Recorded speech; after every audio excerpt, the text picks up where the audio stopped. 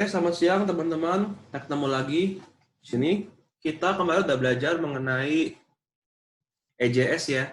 Jadi kalau bisa recap dari awal banget, backend itu kita udah belajar namanya callback, promise ya. Kita juga udah menggabungkan dari Express, lalu ke JSON-nya, dan juga kita sudah bikin untuk interface-nya EJS-nya. Dan tugas kemarin juga udah bikin tentang EJS, walaupun secara desain itu nggak gitu saya nilai, ya biarin aja, desainnya masih jelek biarin, karena saya nggak gitu merhatiin desain, yang penting mekanismenya. Ya, yang penting kan udah bisa ngelempar dari back end ke front end tuh kan udah mantap gitu ya. Udah ngerti lah dikit-dikit walaupun belum masterin semua, nggak apa-apa. Ya, namanya juga belajar.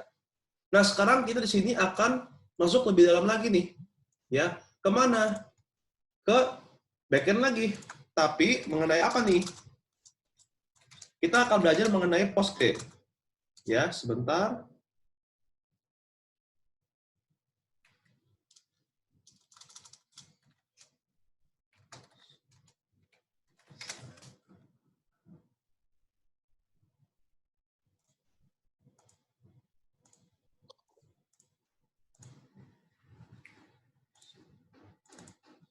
Ya, nah, kita lanjut di sini. Kemarin sampai EJS Express. Ya, jadi kalau kita recap, ada dua tabel ya, lecturer dan juga students. Dan kalau kita perhatikan, ini semua menggunakan JSON tuh di sini, ya. Sehingga kalau misalkan kita mau delete atau kita mau update, ya, itu kita nggak bisa benar-benar tuh nge-delete atau nggak update, tapi nge-override. Nah, sekarang kalau kita udah menggunakan Postgres di sini, kita akan mengaplikasikan Postgres di sini. Tapi dengan bantuan Sequelize nanti. Ya, apa itu Sequelize? Kita lihat dulu di sini. Sebentar.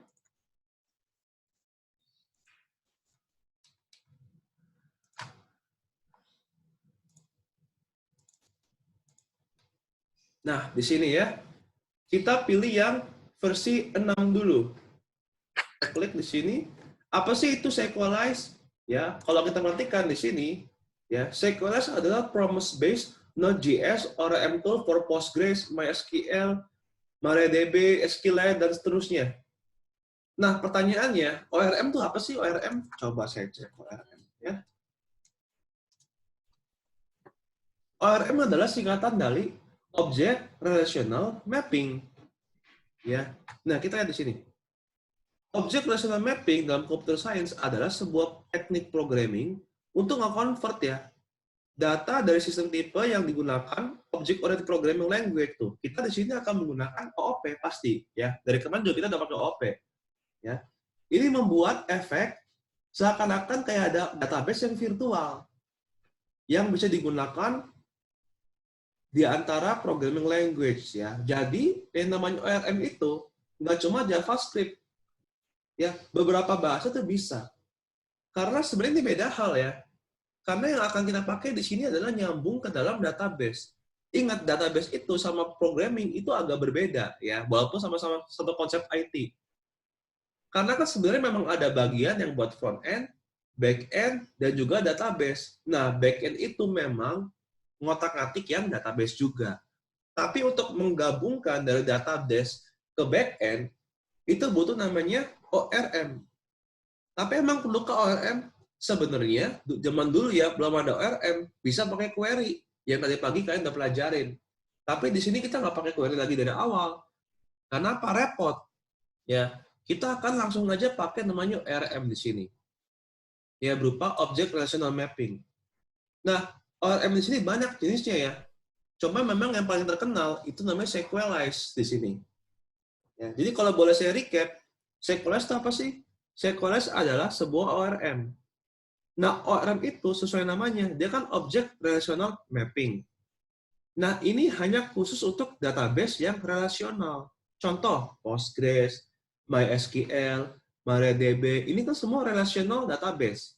Maksudnya apa? Dia memiliki relasi. Relasi itu kayak gimana, Kak? Nanti besok kita akan pelajarin untuk relasinya. Nah, untuk database yang non-relasi atau non-SQL seperti Mongo, itu nggak bisa pakai ORM. Jadi Mongo itu ada caranya tersendiri, pakai namanya Mongoose. Jadi Sequelize itu hanya untuk database yang berrelasi. Ya, relasi one to many to many, one to one, itu bisa pakai namanya ORM. Ya, kalau kayak MongoDB itu kan dia bukan ada relasi. Dia bukan dalam bentuk SQL tuh. Dia no SQL kalau MongoDB. Nah, ini kita nggak pakai namanya SQLize. Nggak bisa lebih tepatnya, karena kan memang nggak ada relasi. Ya. Nah, bagaimana cara menggunakan SQLize? Ya, nanti kita akan praktekkan di sini. Di sini kita akan menggunakan namanya SQLize CLI ya dalam npm sini. Apa sih Kak SQLize CLI? SQLize kan ininya ya, sebuah konsep gitu ya, sebuah apa ya, ibaratnya kayak sebuah library lah. Nah, CLI itu singkatan dari apa sih? CLI adalah Command Line Interface. Jadi di sini hanya menggunakan komen-komennya, mirip kayak Git. Kalau misalkan saya ketik Git, bakal muncul komen-komennya. Sama kayak kalian bikin MVC kemarin, misalkan not farm.js help, not to do.js help, itu kan bakal muncul semua komennya. Nah, itu kalian bisa bikin sendiri komennya. Yang ini kita tinggal menggunakan. Ya, beginilah caranya untuk SQLize CLI. Tapi kita akan install dulu caranya seperti ini. Ya. Nah, maka itu tanpa panjang-panjang, kita langsung aja prakteknya. Saya akan bikin lagi di sini ya, PG SQLize. Kita akan bikin lagi dari awal banget. Biar kalian benar-benar nangkep. Gimana awalnya kita npm init, ya.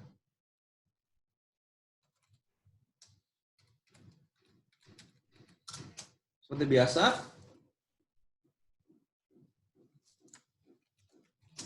Tuh, di sini udah ada ya. Kita akan install, namanya di sini npm express postgre ags.nv. Ya, loh, Kak, notmon-nya belum, SQLize-nya belum, nanti abis ini, ya. Sebenarnya sih nggak apa-apa kalau digabung. Ya, ini cuma mau nge-review aja kemarin. Nah, kita udah install ini, kita juga install namanya SQLize.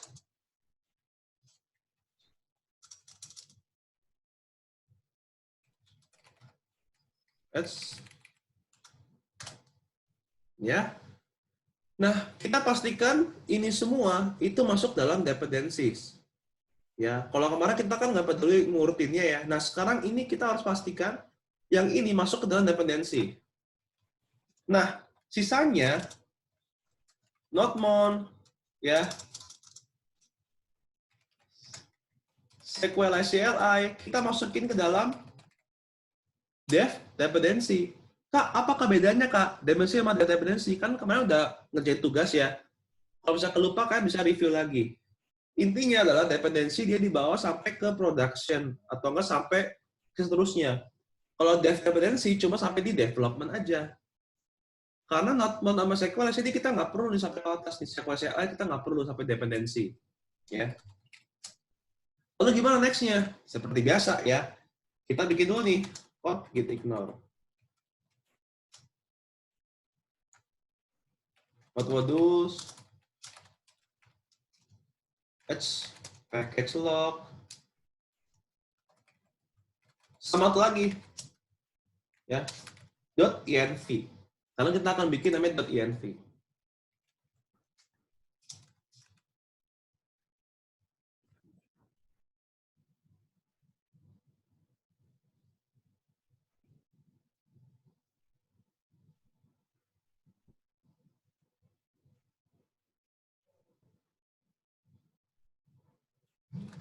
Sini ya. Saya buatin dulu port 3000 ya.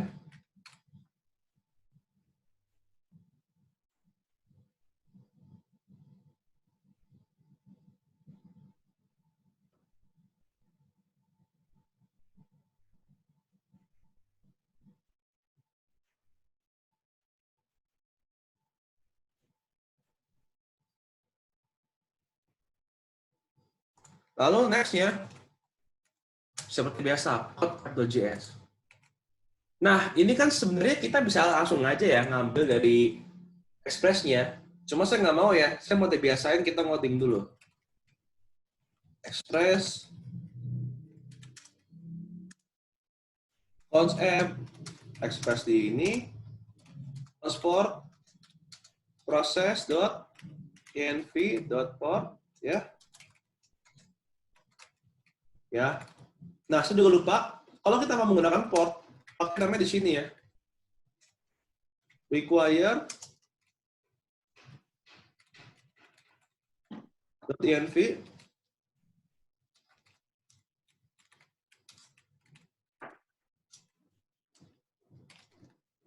ya.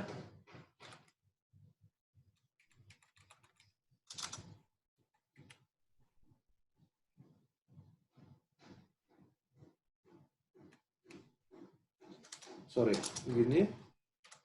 env.config. Seperti ini ya, artinya kita akan menggunakan env lalu f.listen ya, port sini console.log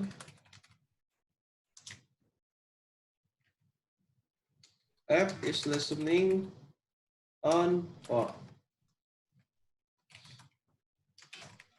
Seperti ini ya. Lalu lanjut lagi di sini saya akan bikin untuk si routingnya langsung ya. Langsung routingnya di sini. Atau kita juga bisa langsung gini aja ya.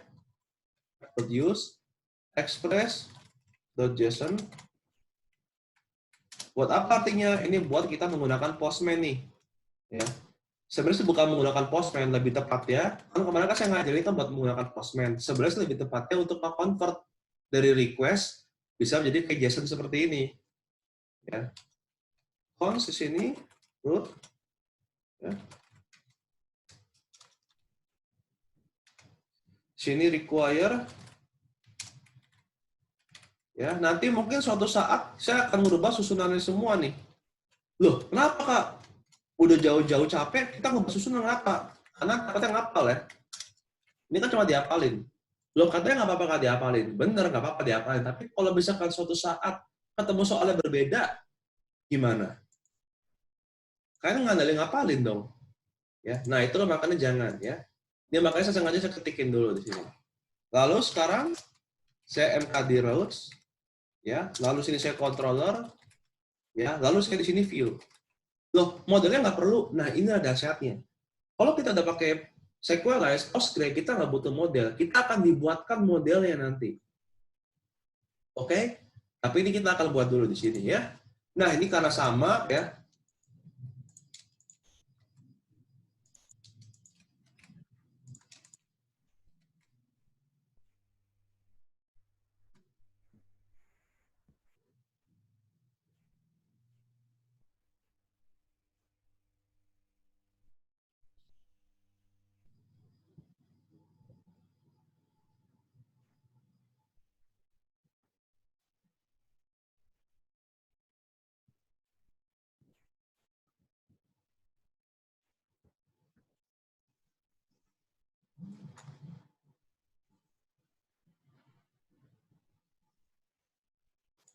Terus ini ya. Rasa sama ya di sini. Yang ini saya hilangin dulu. Sini ya. Yang ini juga nanti kita akan buat juga di sini untuk kontrolernya. Saudara sama di sini ya. Nah, ini ada dilihat ini semua, pas semua untuk posnya juga untuk ininya juga ya. Nah, ini kita buat di sini untuk kontrolernya nih. Nah, ini kan ada kontrolernya nih. Saya mau bikin stylenya biar lebih rapi ya. Seperti ini. Loh, kok ada indeks? Ikutin dulu. Kak, kemarin tuh nggak kayak gini. Sengaja nih saya bedain ya, supaya nggak dihafal ya. Takutnya kalau misalkan udah nyaman, takutnya dihafal. Nah, saya acak nih urutannya, biar nggak dihafal. Tapi dipahamin. Nah, student. Sini. Ya. Nah, kita siapin dulu di sini sebuah kelas-kelasnya ya. Lecturer, controller. Sini ada static apa tadi tuh? Get lecturer, create page ya. Nah, bikin dulu di sini. Get lecturer, request response, statiknya create page,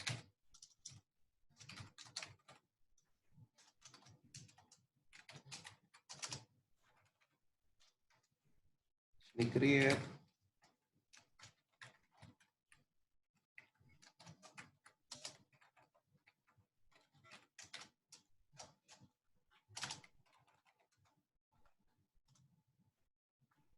namanya ini, oh, update page.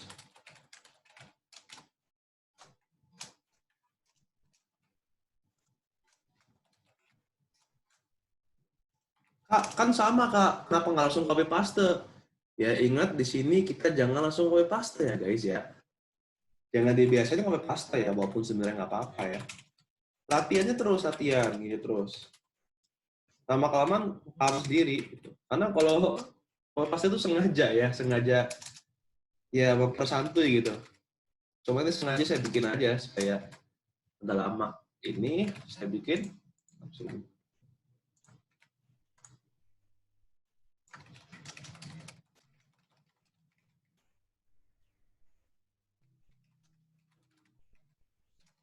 Oke. Nah, sudah sama semua di sini. Tuh ya. Sekarang saatnya kita running. Jangan lupa.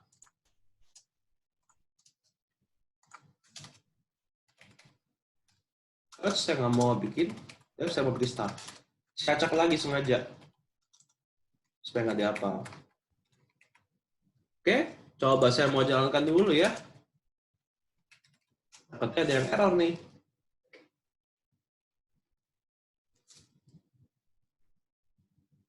Nah, ada yang error nih. Dia katanya harus find module roots. Oke, karena saya salah bukan di sini.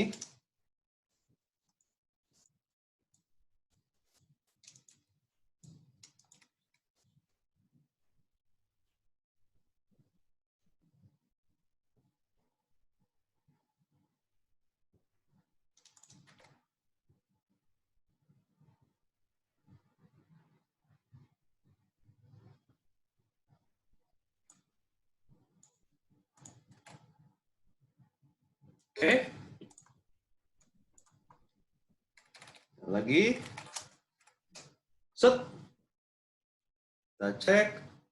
Oke, sudah benar ya. Coba sekarang saya mau menjalankan di sininya, di postman-nya.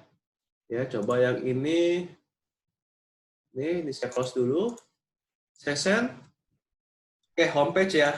Seperti ini. Ya, ini seperti biasa. Sebentar, saya mau ke belakang dulu.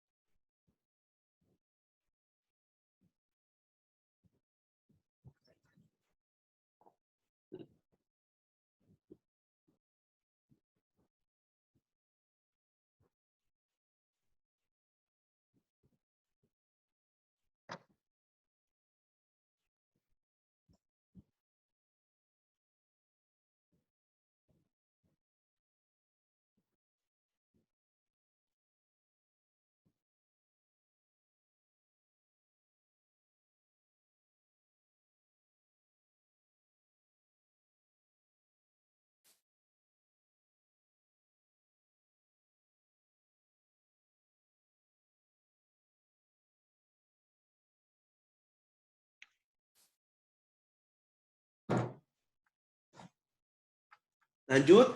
Nah, ini kan ada indeksnya nih. Saya mau import ya. Jadi seperti ini. Const lecture controller. Saya mau require dari mana nih? Dari lecture controller ya. Saya mau bikin student controller. Ya. Dari mana nih? Ya. Dari student controller. Di sininya saya akan kirim ya lecturer controller.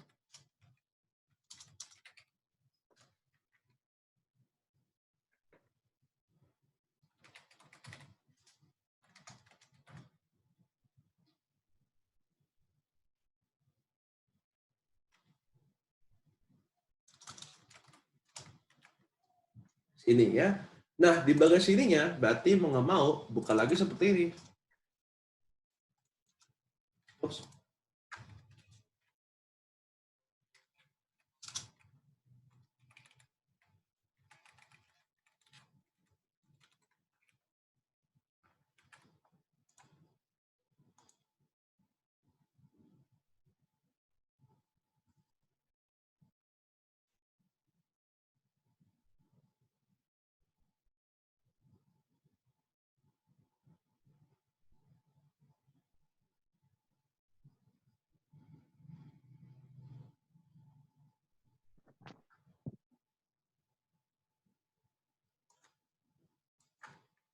Nah, seperti ini ya.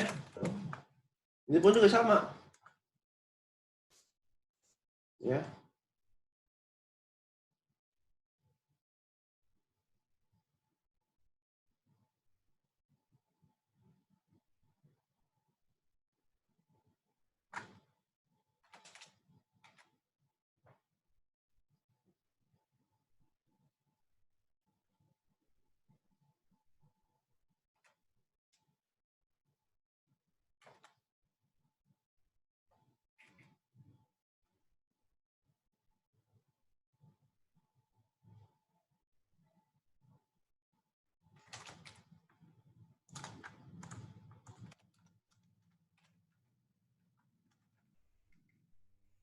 Nah, oke, sip, udah jadi nih ya. Jadi kalau saya jalankan tetap benar. Jadi semua tuh lewat si indeksnya. Sama sebenarnya kayak roots juga ya. Oh, ini sama aja sebenarnya. Nih saya mau git add dulu.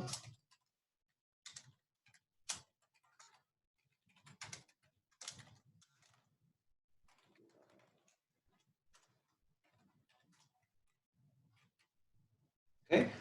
Nah, ini yang jadi seterusnya nih. Ini kan udah beres nih untuk routingnya ya.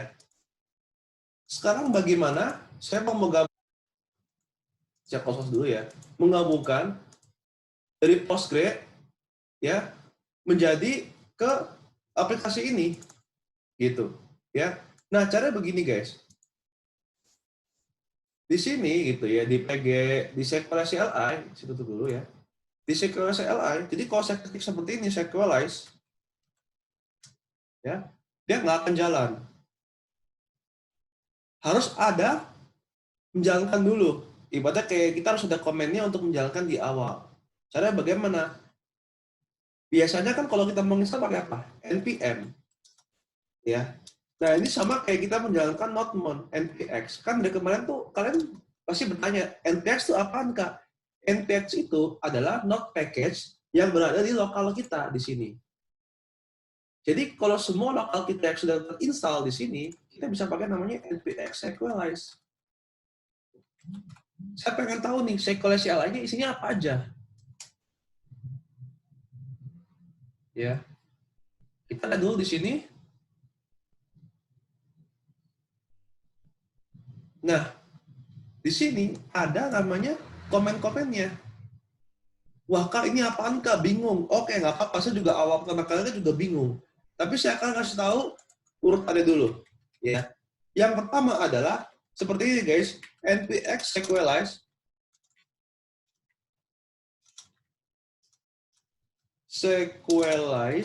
CLI init. Ya, artinya apa? Sama kayak npm init ya.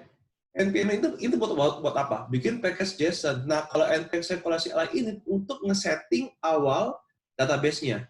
Saya enter. Nah, kalau kita matikan, muncul ada config, migration, tuh model juga udah dibuatin sama Postgre-nya, sama Sequelize-nya, sama Seeder. Apa tuh artinya, Kak? Kita akan belajar satu persatu dulu ya, step by step dulu. Oke? Sekarang kita lihat di sini yang config. Config di sini adalah berisi konfigurasinya, sesuai namanya ya, konfigurasinya, setting-settingannya. Nah, dalam software, pembuatan software gitu ya, sebenarnya ada 3 jenis staging. Staging itu level. 3 level ya. Yang pertama adalah level development, yang kedua level testing, yang ketiga adalah level production, di mana nanti kita akan nge-upload di cloud. Ya, kita akan belajar step by step dulu. Nah, inilah yang kemarin saya bilang nih, ketika setting si Postgre-nya, pastikan username-nya dan password-nya itu disamakan. Karena kalau misalkan berbeda, itu semua ngikutin dari settingan laptop kalian.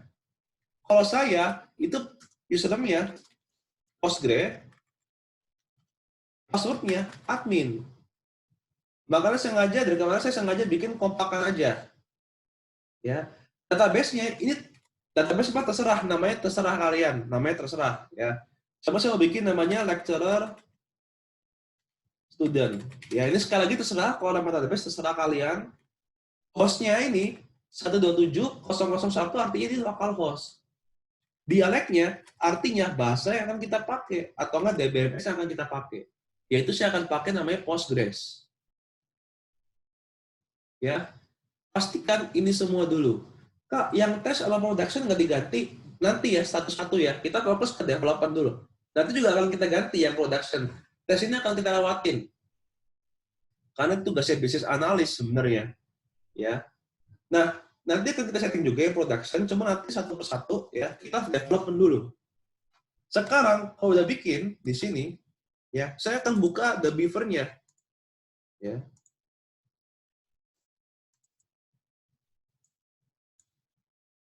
Ya. Nah, sampai the beaver-nya kosongnya dan seperti ini ya, tadi kalian udah cek. Ya, kalau saya buka ini kan karena udah banyak ya database saya nih. Ini masih belum ada nih ya tadi saya buat lecturer dan students. Ini masih kosong, ya. Ini sekali lagi ini database saya, jadi nggak usah khawatir ya. Oh, kenapa nggak banyak banget ya? Ini karena saya sudah lama ngodingnya. Di sini saya akan setting namanya npx sequelize CLI ya, setting ya db create database create. Saya enter.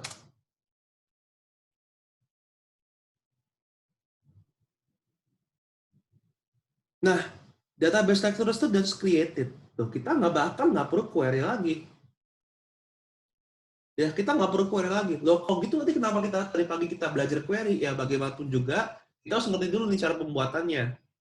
Ya, sekarang ini nggak perlu pusing-pusing. Makanya kita pakai SQS, udah dibuatin sendiri. Ya, gimana buktinya? Kita cek dulu ya. Yang pasti di-refresh dulu ya. Jangan sampai, wah kak, panik kak, kok nggak ada kak database-nya? Ya, belum di-refresh. Ya. Nah, setelah saya refresh di sini, kita baru cek nih, tadi apa namanya, lecturer dan students. Nah, ini adalah database kita. Tuh. Schemas. Public, kita pilih tabel. Tabel di sini belum ada. Karena kita kan belum bikin tabel. Oke? Nah, next-nya adalah setelah kita udah bikin database, kita akan bikin yang namanya tabelnya. Nah, cara bikin tabelnya bagaimana, Kak? Ya, di sini ada yang pembuatan namanya model di sini. Coba kalau kita lihat di sini, pembuatannya di bagian Chrome, ya. Model basic nih ya, coba kita core concept. Di sini. Ya, ini adalah cara pembuatan modelnya. Tapi karena kita nggak usah pusing-pusing, kita pakai seperti ini nanti. Nah, contohnya, nah ini. Sequelize model generate. Ya. Sekarang kita akan buat di sini ketikannya, ya. Nah, biasanya ya, saya akan bikin ini dulu, guys.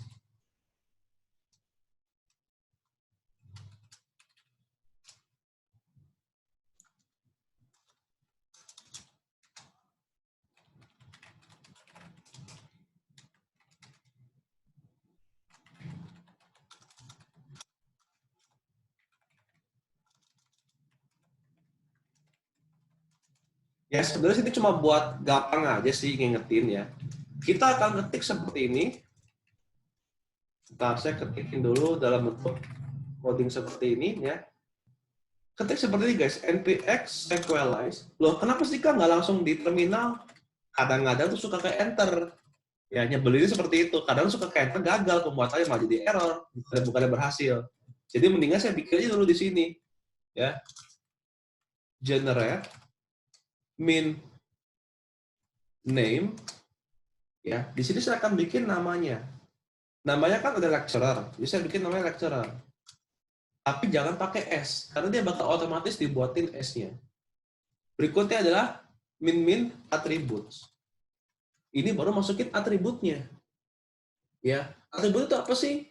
Nah, coba kita cek ya, di JSON ada apa aja sih atributnya? Ada name, subject, age, city. Untuk ID, dia akan otomatis dibuatin sama sequelize-nya. Jadi kita nggak usah khawatir. Saya akan bikin di sini name, string, ya. Jadi apa tuh? Subject, string, age. Nah, age kan harusnya number. Ini kita pakai nama integer. Lalu di sini city, string juga. Nah, saya mau tambahin nih ya, namanya image nih. Biar kita bisa masukin gambar, biar keren. Oke? Nah, ini yang lecturer. Coba yang student nih sekarang. Caranya bagaimana? Supaya gampang ya. Tinggal di copy paste aja ya. Tinggal diganti. Student. Ada apa aja? Major, semester, city ya. Name-nya sama kan? Semester, city. Nah, saya juga tambahin image juga deh. Ya. Sampai sini dulu nangkep ya. Sudah gitu yang ini dia aja. Taruh sini. Set. Tinggal di enter. Tuh, jadi. Kalau saya cek di sini, migration-nya ada, modelnya pun juga ada. Otomatis dibuatin, kita nggak perlu pusing-pusing ngebikin lagi. Oke, lanjutin dulu. Ya, saya mau bikin yang studentnya. Tinggal di enter. Jadi. Ya. Inilah jadi buat lecturer-nya, ini buat student-nya. Oh, ini ada semua di sini. Oke, cakep ya, keren ya. Bah, keren banget. Kita bakal nggak usah nge-query lagi. Seperti itu. Oke? Nah, sekarang kalau kita perhatikan di sini, ya, saya refresh dulu nih, ya, belum ada. Karena apa? Belum kita namanya migration, migrate. Nah, kalau kita perhatikan di sini untuk migration-nya, ada struktur tersendiri, itu seperti ini. Ya, maksudnya apakah? Ini kita nggak usah pusingin, kita cukup perhatikan aja ada up sama down. Kalau up itu ada create table, down itu drop table. Untuk apa? Untuk komennya nanti. Jadi, untuk kita mau nge-delete table atau mau nge-create table, kita nggak perlu query lagi manual. Cukup pakai komen dari SQLize. Loh, komennya apa, Kak? Nah, komennya itu harus rajin-rajin ngecek. Tuh, ada DB drop, ya, ada method undo, ya. Karena kalau misalkan kalian tanya saya punya, saya juga nggak hafal. Karena memang sengaja nggak saya hafalin, ngapain dihafalin juga. Kan coding nggak dihafal. Jadi kalau misalkan saya lupa, tinggal cek aja Google. Saya juga nggak hafal. Komen-komennya saya juga nggak tahu, nggak hafal semua. Saya hafalnya cuma yang sering saya pakai aja. Seperti itu. Jadi harus sering-sering lihat dokumentasi. Karena apa nih? Ini kita udah masuk ke back-end. Banyak beberapa teknologi itu yang memang harus kita cek dokumentasinya. Seperti SQLize, SQLize CLI, ya. Ya. Itu saya pun juga nggak hafal. Karena memang saya juga nggak ada niatan buat ngapalin sih. Yang penting saya ngerti cara pakainya. Gitu. Kalau lupa, tinggal cek Google komen-komennya. Seperti itu. Ya, itu nggak apa-apa. Kalau ngecek Google tuh nggak apa-apa googlingnya. Gitu. Yang nggak boleh itu sebenarnya sih kalau bisa jangan copy paste ya, kalau bisa ya. Cuma nggak apa-apa sih sebenarnya, nggak masalah. Gitu ya. Nah, modelnya pun juga seperti ini. Kok beda ya Kak modelnya? Betul, agak beda. Ya, bukan agak beda, beda banget. Cuma cuekin aja. Yang ini akan kita gunakan belakangan, besok. Ya. Hari ini kita fokus dulu untuk membuat database-nya. Nah, next-nya adalah sekarang npx SQLize CLI db titik migrate. Tinggal di enter. Tuh. Ya, ini juga dibaca ya. Using development migrating migrated. Berarti udah sukses. Sekarang kita cek di the beaver-nya. Saya refresh ya. Pastikan jangan langsung panik ya. Oh, kok nggak ada? Belum di refresh ya. Refresh dulu, udah muncul di sini. Saya klik 2 kali. udah masuk. Tuh. Dia ID dibuatin, bahkan ada tambahannya. Created at sama updated at. Ini untuk studentnya. Wah, Kak, enak banget ya, kayak kita nggak perlu pusing-pusing query. Itu zaman udah semakin canggih ya. Itu makanya kenapa saya nggak pakai query lagi, lama. Gitu. Oke, sampai sini dulu guys. Ada yang mau tanyain tentang pembuatan database-nya, tabel, sampai migration-nya? Sebelum kita lanjut.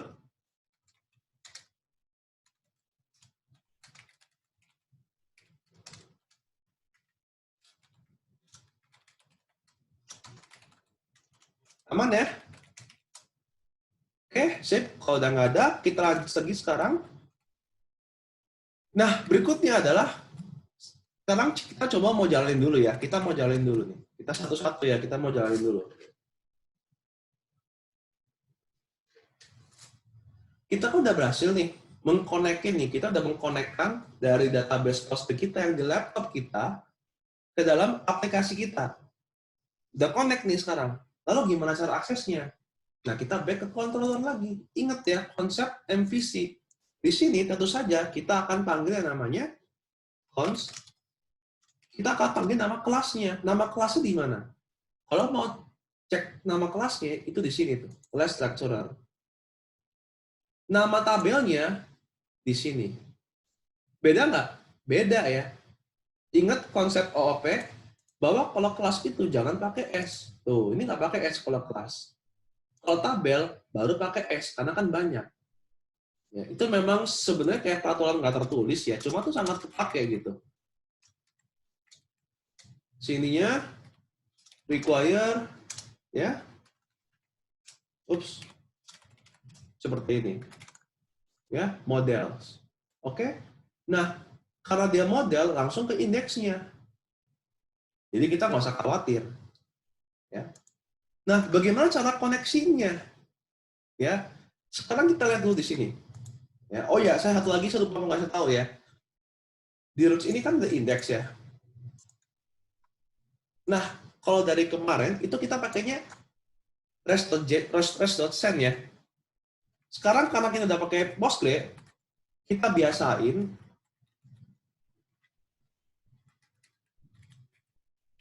rest.json, kita biasakan. Apa sih bedanya? Bedanya tuh kalau send itu bisa apa aja yang kita kirim. Kalau JSON ya udah pasti JSON. Ya, step by step akan kita ganti. Jadi setiap pertemuan tuh akan ada beberapa fitur baru. Kayak besok saya akan tambahin lagi nih di Rest ada apa aja ya. Step by step ya supaya nggak kebanyakan informasi. Nah, sekarang kita lihat di sini. Bagaimana cara untuk aksesnya? Kalau tadi kan tinggal di return promise, tinggal dipanggil ya. Karena kita udah buat, sebenarnya sama konsepnya guys. Coba kita lihat di sini. Query basic. Ya. Caranya adalah seperti ini. Find all. Maksudnya gimana, Kak? Kayak gini caranya. Di sini panggil dulu lecturer-nya dot find all tinggal dot then. Ya.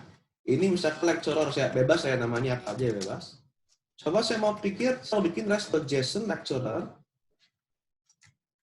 dot catch error rest.json lecturer.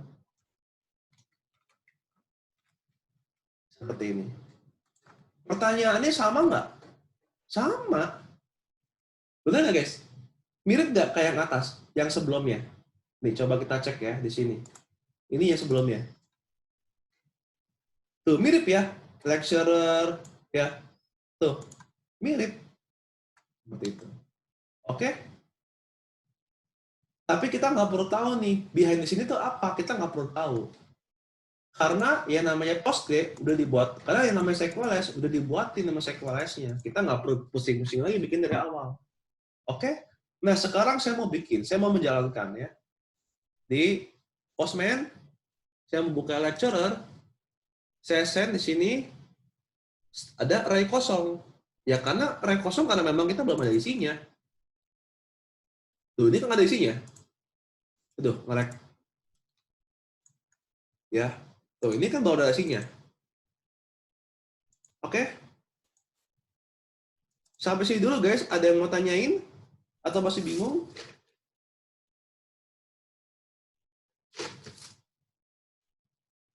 Gimana? Lebih gampang nggak? Jauh lebih cepat sebenarnya. Tapi repotnya, kalau yang ini kan kita kan bikin sendiri nama promise-nya ya. Kalau ini kita harus ngapalin atau harus pahamin ya promise-nya dari si sequelize. Itu yang repotnya. Seperti itu. Ya. Nah, coba kita lanjut lagi ya. Di sini saya mau create nih. Saya mau nge-create. Bagaimana caranya kalau mau nge-create? Sama persis kayak tadi. Ya. Sama kayak kemarin ya. Const dulu di sini. Gimana? Kita destructuring ya kan? Name, subject, add city, bener nggak? Request.body.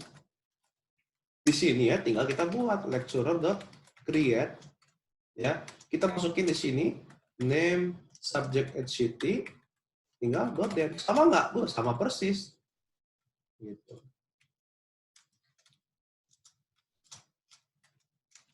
Di sini tinggal rest.json misal. Di sini .json lagi nih. Rest.json error. Sama kan? Sama. Oke, lanjut lagi di sini. Sekarang kita akan masukin mana nih? Create ya. Tuh di sini ya, body. Tinggal dimasukin. Ya, Kak, saya nggak mau pakai saya mau pakai yang baru, bisa nggak? Bisa. Coba saya mau pakai yang namanya XWW URL encoded. Ya. Name di sini. Bisa misalkan ya. Subject. Ingat ya guys, ini walaupun kayak gini, ini kayak sensitif ya. Kalau kita huruf S gede, ini tetap nggak bakal bisa masuk. Ya, ini kayak sensitif. Ini S ini kayak bisa kayak gini. Ini H kan A-nya gede, nggak bakal bisa karena kayak sensitif ya.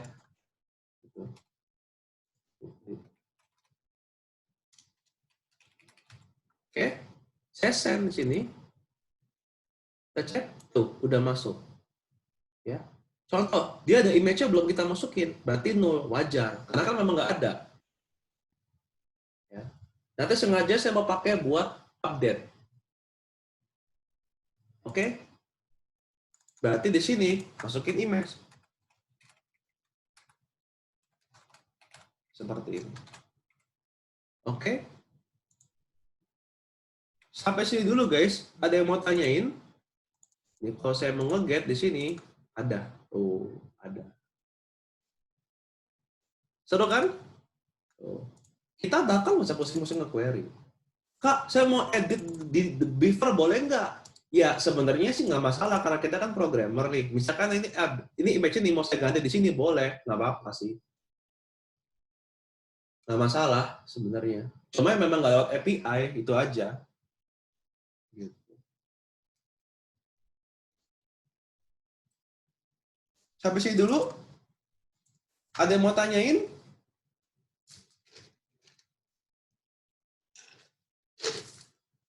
Nggak ada ya? Nah, lanjut. Dia juga sama ya. Ups. Ya, monggo. Aryo. Boleh di... Tes. Ya, Masuk Kak suaranya Kak. masuk. Mau nanya yang ini Kak, yang fungsi-fungsi apa yang kayak find all gitu, terus yang create. Itu Hmm. ngelihat daftarnya itu di mana Kak? Ada di... Apa kayak dokumentasinya gitu? Nah, ada di sini. Nah, ini kita pakai yang model querying basic. Ada yang buat simple select queries, kita pakai yang find all. Gitu. Lalu buat yang insert, kita pakai yang sorry, mana? Nah, ini insert, pakai yang create di sini. Terus untuk yang update, di sini juga ada yang update. Untuk yang delete, di sini, di sini. Ada juga untuk creating bulk create, langsung buat, bisa.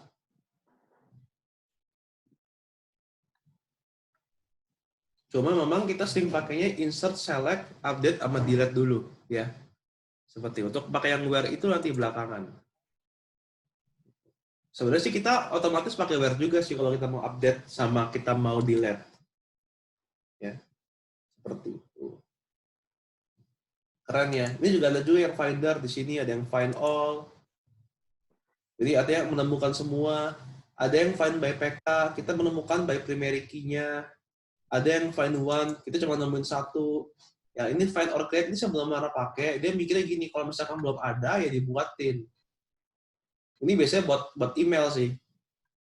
Ya ini find and count all saya belum pernah coba sih ini. Gitu. Mantap ya, keren banget sih emang ini.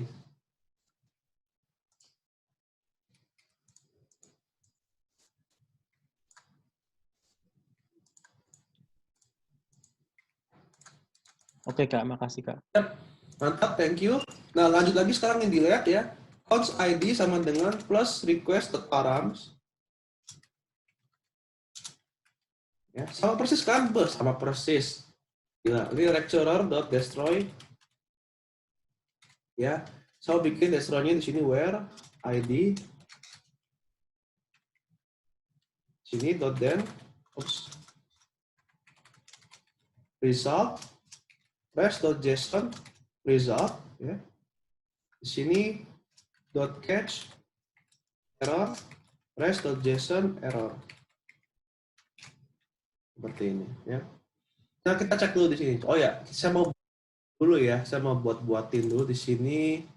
Ini ada ngepost, misalkan nama lainnya min, misalkan English test coding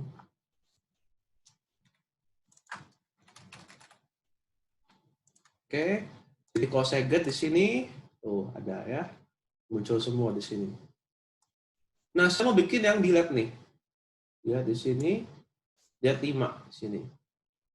Coba saya mau ngapus yang 3 ya. Send kehapus ya satu. Satu itu artinya udah kehapus. Ya. Jadi kalau misalkan kita mau dibikin, bisa nggak diakalin? Bisa sebenarnya. Loh, maksudnya bisa gimana, Kak? Jadi kita bisa bikin sebuah validasi. Bentar. Saya bikin seperti ini. If result sama dengan satu, boleh nggak saya bikin gini? Boleh, kan kita yang ngoding. Boleh-boleh aja. Rest.json, kita kasih objek, kasih message. Message-nya apa nih? Ya, ID ini, has been deleted. Else-nya, kebalikannya. Rest.json, message, ya. Nah, ini juga kayak keren juga nih, couldn't get ID. Oke, ini saya hilangin. Coba kita cek.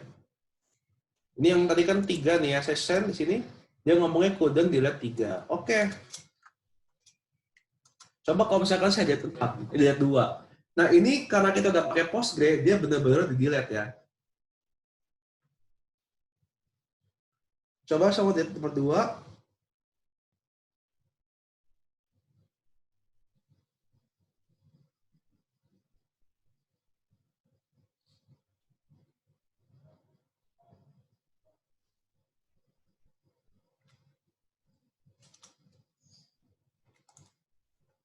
ID 2 has been deleted.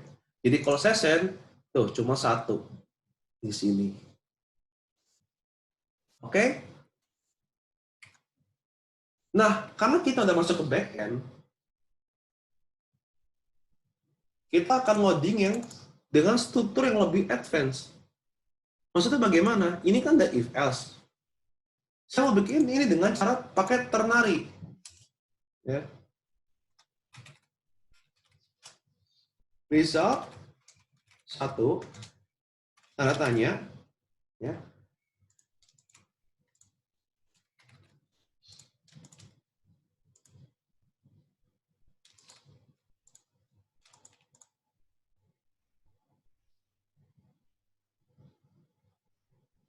Bentar.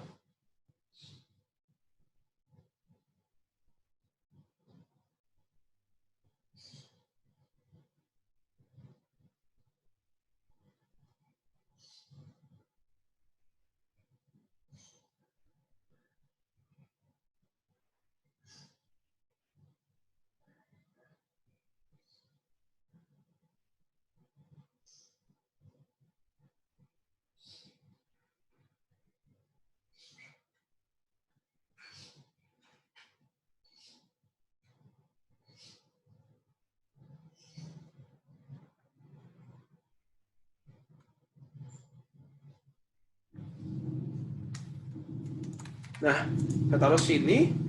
Nah, yang ini saya cut, saya taruh di sini. Seperti itu.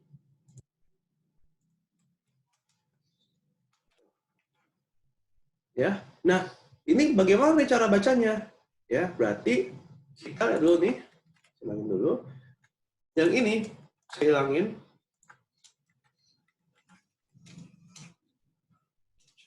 Nah, di sini. Sebenarnya sama aja cara bacanya. Ya. Jika dia sama dengan 1, ya maka ID ini has been deleted. Kalau enggak, ya dia couldn't deleted ID. Ya, sama lah ya sebenarnya. Nah, sekarang kita lanjut di sini. Yang update. Sama ya, kayak tadi bikin sama persis. Oh, ini mau nampil juga boleh. Kak, kenapa sih Kak suka kadang-kadang suka berbeda, kadang number, kadang plus, ya nggak apa-apa sih, pengen supaya beda aja. Supaya kita paham dan nggak ngapal ya. Nah, di sini lecturer dot update, masukin ininya name subject city image di sini koma ya ada where. Nah, di sini kebanyakan suka nggak titik ya teman-teman, hati-hati. Sini dot then result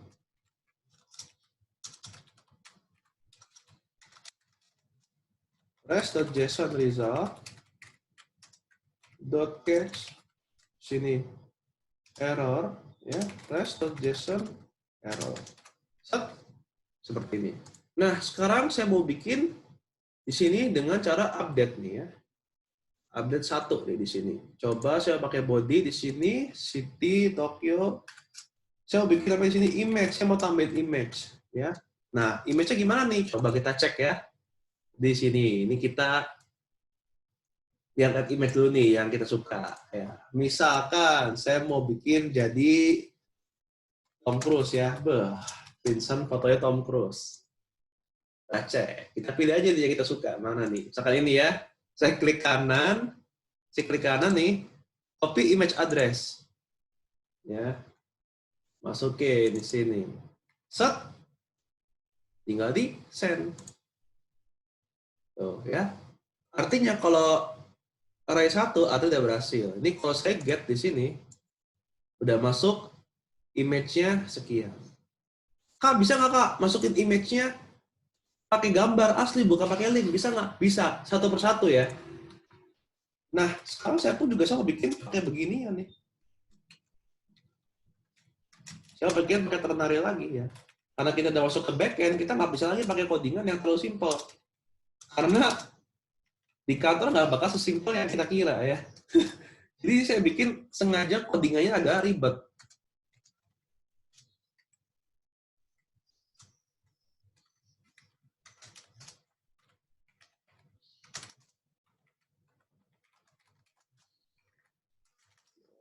Search golden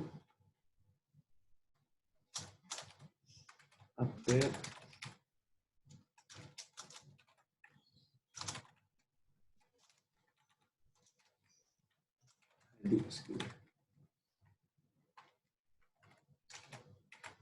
ya, kita cek di sini.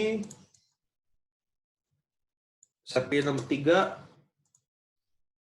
Oke, nggak bisa. Coba kalau pilih nomor 1. Ini udah diupdate ya. Tuh, ID has been updated.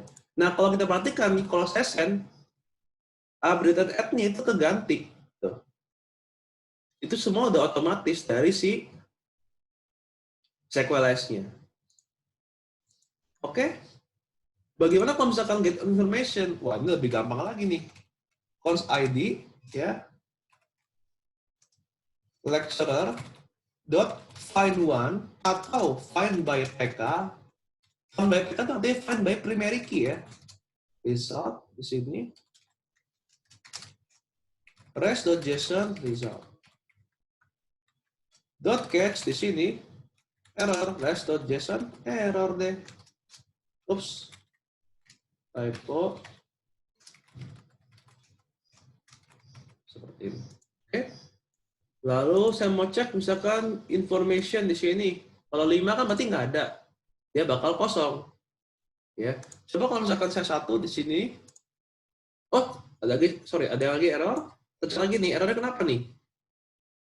Dia katanya ini kan lecturer information 1. Dia katanya error missing column. Coba kita cek lagi di rows-nya. Information user ID, ini user ID. Oh iya, karena dia bukan, ini belum saya gantiin, bukan ID tapi user ID.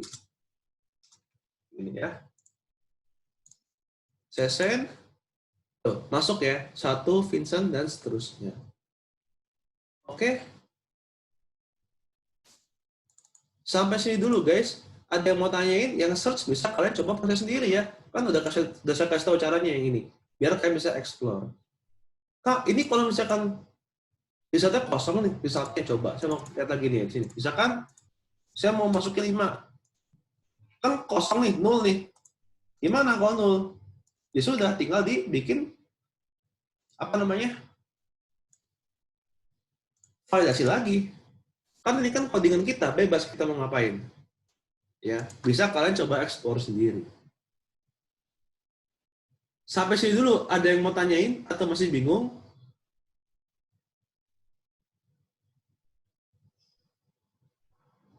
Nangkep ya sampai sini ya? Gimana? Lebih gampang nggak daripada yang sebelumnya? Kalau menurut saya ini malah lebih gampang. Karena ini kesannya, dalam tanda kutip ya, kayak lebih menghafal kesannya. Kita ngapalin semua komen-komen yang ada di Sequelize. Gitu. Ya, function-function yang di Sequelize. Walaupun memang sebenarnya, ya kalau bisa jadi hafal ya, tapi dipahamin. Biar nanti kalau misalkan kalian nggak ingat rumusnya, tinggal cek dokumentasi. Yang penting kayak ngerti, paham mau digimanain.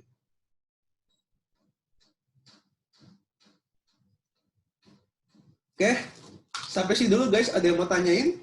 Kak, kalau gitu, kalau sampai sini gimana view-nya? View-nya mah sama caranya.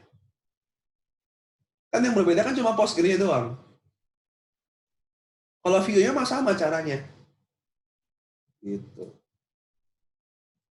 Kak, yang seeder gimana Kak seeder? Nah, itu nanti ya step by step. Ya. Hari ini kita fokus dulu untuk ke config Postgre, untuk config ke apa masuk ke migration-nya, modelnya. Ini pun juga belum kita otak-atik nih. Ya, nanti ya step by step. Biar nggak langsung seabrek, biar nggak bingung. Seperti itu. Oke, sampai sini dulu guys. Ada yang mau tanyain? Kak, mau nanya lagi, Kak. Ya, monggo, monggo. Misalkan kalau yang fungsinya custom gitu gimana, Kak? Yang nggak ada di apa? Sequelize-nya gitu. Nah, itu sebenarnya sampai sejauh ini saya belum explore sampai itu sih ya. Kalau yang belum ada, rata-rata sudah ada semua sih, kayak mau select. Tapi kalau misalkan kita mau yang lebih expert lagi, kayak misalkan ada where seperti itu ya, itu memang harus pakai query juga ujung-ujungnya. Cuma kita nggak bahas sampai situ dulu. Kita bahas yang sederhana dulu. Ya. Sebenarnya sih kita mau nggak mau menggunakan fungsi yang udah ada gitu. Kayak contoh misalkan find all nih. Ya, find all di sini. Sebenarnya kita kalau misalkan mau nyari yang lebih detail itu bisa sebenarnya. Ya, kayak misalkan di sini kita mau search nih. Ya, kita kan pakai namanya query tadi ya. Misalkan saya bikin namanya, saya mau namanya query name misalkan namanya query name. Nah, saya mau bikin dari request.query.name. Nah, lecturer-nya ini bisa kita pakai namanya misalkan find all ya. Saya bisa pakai tapi di sini where name itu bisa. Tuh. Jadi kita akan nyari yang name-nya. Gitu. Ya. Nah, name ini kan dari query name ya. Udah gitu tinggal .dem seperti ini. Ya, dan seterusnya. Jadi bisa kita modifikasi sendiri. Terutama memang kita mau nyari yang lebih kompleks. Kayak gitu. Jadi memang kita mau nggak mau harus nurutin ini sih. Function yang udah bawaan dari Sequelize, itu repotnya. Sehingga memang ada kekurangan kelebihannya. Kekurangannya apa? Kalau kita memodif query-nya, itu susah ya. Bahkan kayak nggak bisa. Itu kekurangannya. Karena kita harus ngikutin function yang ada di Sequelize. Tapi kelebihannya lebih cepat dan kita nggak perlu pusing untuk mengkonekkan dari database ke backend. Bahkan nanti di kantor pun itu juga pakai ORM. Jadi kita nggak query manual lagi nih. Tapi ORM-nya bukan berarti harus Sequelize. Enggak ya. ORM tuh banyak jenisnya, guys. Nih, coba kita cek ya. Macam-macam ORM tuh banyak. Ada namanya Prisma. Ya. Ada namanya Prisma. Itu juga ORM. Sorry. Prisma. Itu juga ORM. Tuh. Ya, ada lagi mungkin namanya apa lagi ya? Banyak sih. Nggak cuma satu Sequelize ya. Saya juga waktu itu pernah di kantor, itu saya nggak pakainya Sequelize, saya pakainya Prisma. Kaget tuh, orang diajarinnya Sequelize di kursus kan, di bootcamp masih diajarin Sequelize. Tapi di kantor pakainya Prisma. Ya karena udah sering menggunakan dan karena udah paham untuk strukturnya, ya jadi saya nggak keberatan gitu. Cepat belajarnya. Ya karena saya nggak hafal, tapi saya pahamin gitu. Maksudnya gimana, gini. Sip, mantap ya guys. Habisin dulu. Oke, Kak. Udah saya push. Ya, aman, sip. Ini udah saya push, bisa kalian explore lagi codingannya. Ya. Kak, untuk EJS-nya gimana, Kak? Wah, untuk EJS-nya mah sama persis kayak kemarin. Ini tinggal diganti aja. Misalkan ini nih, tinggal diganti aja restaurant render. Misalkan mau pakai namanya lecturer.ejs.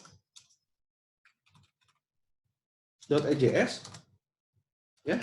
Terus tinggal di lecturer. Tuh.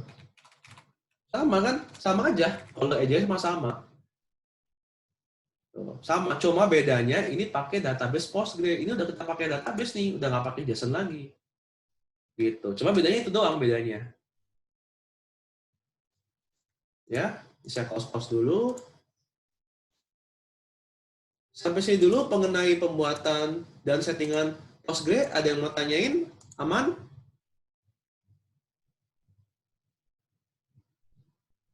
Oke, aman ya.